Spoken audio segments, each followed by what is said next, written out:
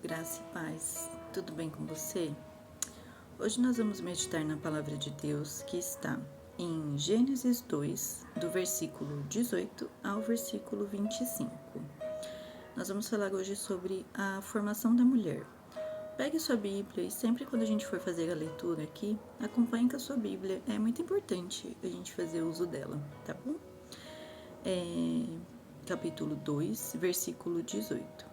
A formação da mulher. O Senhor Deus disse ainda: Não é bom que o homem esteja só. Farei para ele uma auxiliadora, uma companheira, alguém capaz de ajudá-lo, que seja semelhante a ele. Havendo, pois, o Senhor Deus formado da terra todos os animais do campo e todas as aves do céu, trouxe-os a Adão para ver que nome lhes daria. E o nome que ele desse a todos os seres vivos, esse seria o nome deles.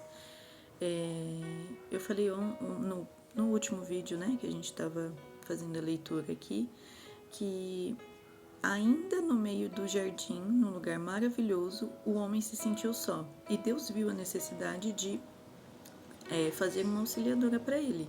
E é isso que a gente está lendo hoje. Deus criou o homem como um ser social. A solidão não é um estado ideal que Deus preparou para o homem. Ele fez o homem para que ele se socializasse. Então ele cria a mulher. No lugar mais belo, né? O homem se sentiu só e Deus lhe fez uma ajudadora, uma auxiliadora.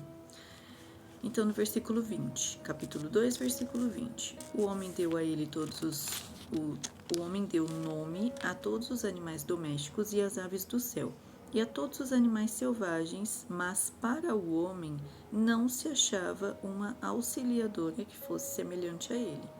Então ele estava repleto de animais, deu nome a todos, mas ainda havia uma certa solidão ali. Então o Senhor Deus fez cair um pesado sono sobre o homem e este adormeceu. Tirou-lhe uma das suas costelas e fechou o lugar com carne. E da costela que havia tirado do homem, o Senhor Deus formou uma mulher e a levou até ele. E o homem disse: Esta, afinal, é osso dos meus ossos e carne da minha carne. Será chamada varoa, porque do varão foi tirada.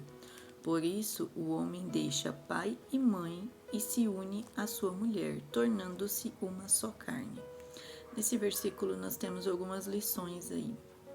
A primeira é: o homem deixa pai e mãe, ou seja, ele assume um relacionamento.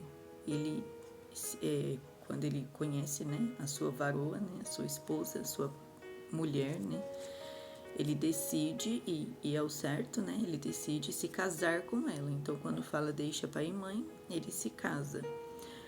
Depois ele se une à sua mulher. Essa parte da união fala sobre um completar o outro. Lembra que ele estava só? Se ele estava só, ele estava numa solidão e ela veio para completá-lo, né? Automaticamente que ela veio para completá-lo, ele também a completa. E aí ambos, um completam o outro.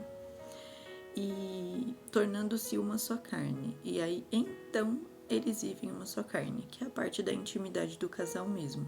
Então primeiro eles se casam, depois eles se casam para que um pudesse completar o outro, e daí então acontece a intimidade do casal. Versículo 25, e é o último que a gente vai ler hoje. Ora, um e outro, o homem e a mulher, estavam nus e não se envergonhavam. Então aqui um outro ponto que eu gostaria de refletir hoje com vocês, né? Acontecem várias coisas na história, né, de Adão e Eva, o princípio da criação e tudo mais, e a gente vai ler mais pra frente, né? Mas a primeira coisa, assim, que Deus deixa aqui, ele tá falando sobre a junção, ele fala sobre a criação da mulher, fala sobre o casamento, e deixa esse versículo aqui no final, que a gente lendo parece um pouco perdido, né? Deixa esse versículo assim no final. Os dois estavam nus e não se envergonhavam. E aí a gente fica assim, né? Nossa, o que tem a ver um assunto com o outro, né? Mas eu acho que o detalhe de Deus, assim, Deus é perfeito em sua magnitude, né? E penso, né, que quando ele fala aqui que os dois estavam nus e não se envergonhavam, eu vou levar para um lado assim da nossa reflexão, que os dois estavam nus porque eles não tinham pecado ainda. Eles estavam nus porque eles tinham comunhão com Deus.